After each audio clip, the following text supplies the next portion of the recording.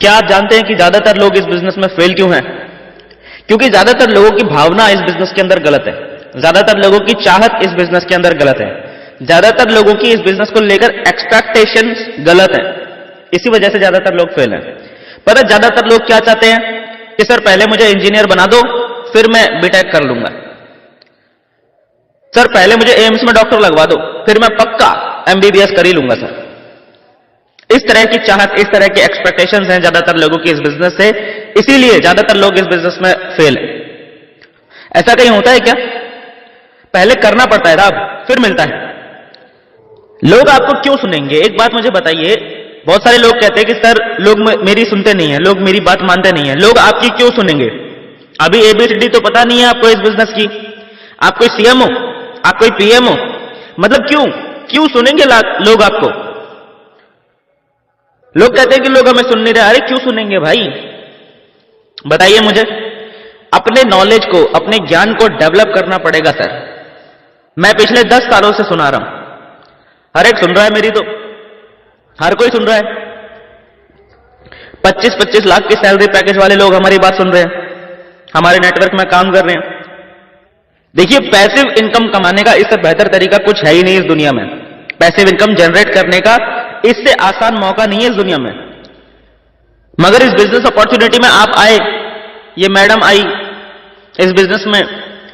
मैं चाहता हूं कि आप एक सोच बनाएं, एक ड्रीम पैदा करें। और सोच बनाना या ड्रीम पैदा करना कोई बहुत बड़ी बात नहीं है सर। ये बिजनेस तो टेस्टेड है, ये बिजनेस तो प्रूवन है कि नहीं है सर? दिक्कत क्या है कि हम अपने आप को डेवलप नहीं कर पा रहे हैं सर। आप अभी ये सोच ही नहीं रहे हो कि ये मेरा बिजनेस है।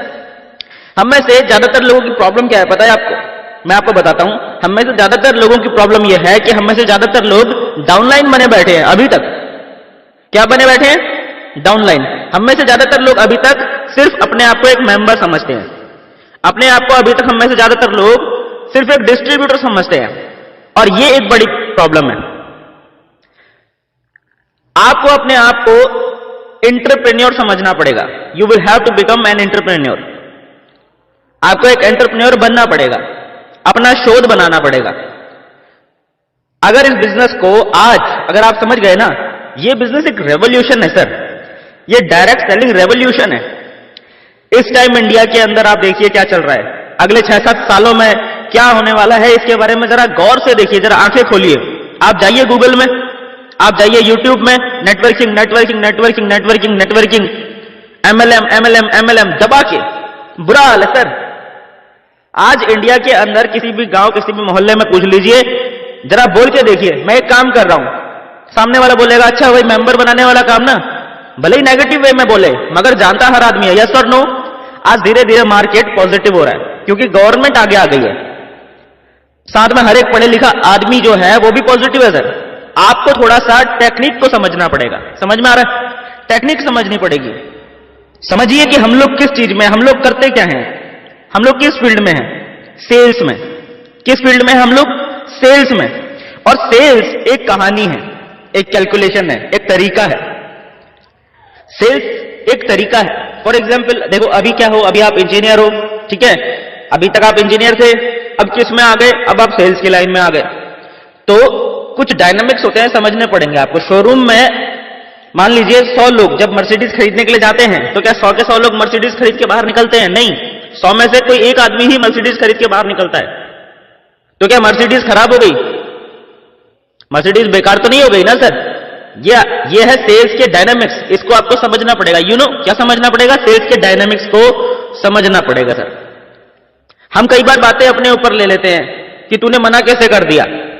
समझ पा रहे हैं मेरी बात? देखो, इस इंडस्ट्री के अंदर सबसे बड़ा फेलियर का रीजन पता है आपको क्या है? कि लोग रिजेक्शन से डरते हैं साहब। किससे डरते हैं? रिजेक्शन से। और कोई रीजन नहीं है इस बिजनेस के अंदर फेल होने का। सिर्फ एक रीजन है और वो है रिजेक्शन। मैं आपको बताना चाहूंगा, success always starts from rejection. क्या? Success always starts from rejection. ये किसने कहा है पता है आपको? ये मैं नहीं कह रहा हूं, स्वामी विवेकानंद जी ने कहा है ऐसा। क्या कहा है? Success always starts from rejection. और मैं गलत बोल रहा हूं? मान लीजिए स्वामी विवेकानंद जी ने झूठ बोला है, तो मुझे आप एक ऐसे आदमी का नाम बता दो जो सफल हुआ हो और उसने रिजेक्शन ना देखी हो। ठीक है, एक का नाम बता दो। एक का नाम जानना चाहता हूं मैं, एक ऐसा आदमी जो जिंदगी में बहुत बड़ी सफलता जिसने हासिल करी है और कभी रिजेक्शन नहीं झेली। मुझे नहीं लगता कि कोई ऐसा इंसान इस दुनिया में है। दैट्स वाई ये दुनिया स्वामी विवेकानंद जी को फॉलो करती है। Success always start from rejection. मैं कहीं बुक में पढ़ रहा था, मैं पढ़ता रहता हूं, ये जानने की कोशिश करता रहता हूं कि लोग सफल क्यों हैं, या कहूं कि लोग असफल क्यों हैं। तो उस बुक का नाम मुझे अभी एग्जैक्टली याद नहीं आ रहा है, पर उसका जो कंटेंट था वो मैं आपको बता रहा हूं। देखो मुद्दे की बात क्या है, उस बुक का जो कंटेंट है उसमें क्या बताया गया था। लोग सफलता चाहते तो हैं, मगर सफलता पाने के लिए सबसे पहले एक चीज से होकर गुजरना पड़ता है जिसको बोलते हैं असफलता। और असफलता खुद अपने आप में कहती है अ प्लस सफलता, यानी असफलता ही सफलता की कुंजी है और उसके अलावा दूसरा कोई भी नहीं। आपको ये समझना पड़ेगा सर, आपको ये जानना पड़ेगा। स्वामी विवेकानंद जी ने एक बात बोली है कि if you are not getting rejection in your life it means you are on wrong track. यदि आप अपने जीवन में असफलता फेस नहीं कर रहे हैं तो इसका मतलब यह है कि आप गलत रास्ते पर हैं। कुछ समय बाद स्वामी विवेकानंद जी ने इसी बात को और थोड़ा सा इंप्रूव करते हुए एक बात फिर बोली कि यदि किसी दिन आपकी जिंदगी में रिजेक्शन नहीं आया, यदि किसी दिन आपकी जिंदगी में रिजेक्शन नहीं आया, आप समझ लीजिए कि आपका वो दिन खराब हो गया है। मेरी बात समझ पा रहे हैं आप? ये मैं नहीं बोल रहा हूं, ये स्वामी विवेकानंद जी ने बोला है। अगर आप ये बात पकड़ लें तो आप जिंदगी में बहुत कुछ बड़ा कर जाओगे। समझने की कोशिश करना दोस्त, जो मैं बोल रहा हूं अगर आप ये पकड़ गए ना, आप दुनिया में कहीं भी होगे कुछ ना कुछ बड़ा कर जाओगे। जो मैं आपको अभी बोलने वाला हूं बहुत जरूरी है, वो बहुत इंपॉर्टेंट है आपके जीवन के लिए, आपके भविष्य के लिए। बहुत अच्छे से उसको समझना, आपकी जिंदगी, आपकी किस्मत आपकी मुट्ठी में आ जाएगी अगर वो चीजें आपकी समझ में आ गई। देखो ये जो स्वामी विवेकानंद हैं, गौतम बुद्ध हैं, उनकी जो कोटेशंस लिखी हुई हैं वो सार हैं जीवन का। समझ में आ रहा है? वो जीवन का सार है। और उनकी एक कोटेशन मैं कई बार ट्रेनिंग सेशंस में बोलता रहता हूं, जानना चाहते हैं? उनकी एक कोटेशन है कि in every situation there is a challenge. क्या है? In every situation there is a challenge. आप किसान के पास जाइए, साहब आपको इतने चैलेंज बताएगा, इतने चैलेंज बताएगा, आप हिल जाओगे। बाबूजी मैं तो बहुत दुखी हूं, गेहूं नहीं बढ़ रहे, पानी नहीं है, खाद नहीं मिल रहा है। यस और नो? आप हाउसवाइफ के पास जाइए, आपको दुनिया भर के चैलेंज बता देगी। आप स्टूडेंट्स के पास जाइएगा, साहब सोचना, देखिएगा, महसूस करिएगा मैं क्या बता रहा हूं आपको। जब आप स्टूडेंट थे क्या हमारे दिमाग में चलता था जब हम स्टूडेंट थे? बस ये 12वीं खत्म हो जाए किसी तरह, फिर तो मस्ती मारेंगे।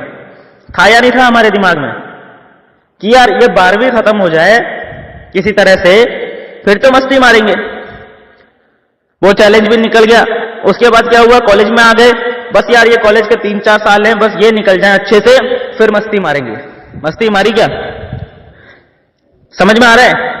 मस्ती कब मारी बताना जरा। जिंदगी ऐसे ही निकलती जा रही है। जब आप उसके पार जाओगे ना, उससे भी आगे जाओगे, तो एक रिक्शे वाले के पास जाना, उसके पास भी चैलेंजेस की कोई कमी नहीं है। दुनिया में एक्चुअल में ऐसा कोई इंसान है ही नहीं जिसके पास चैलेंजेस नहीं है। इसीलिए बोला गया है in every situation there is a challenge. अब एक बात को बहुत अच्छे से समझना, सोचना कि जब हर काम में चैलेंज है ही, तो फिर क्यों ना बड़ा काम किया जाए, छोटा काम क्यों किया जाए? काम छोटा हो या बड़ा हो, चैलेंज तो है ही है। तो जब चैलेंज है तो फिर छोटा काम क्यों करना है, बड़ा काम क्यों ना किया जाए?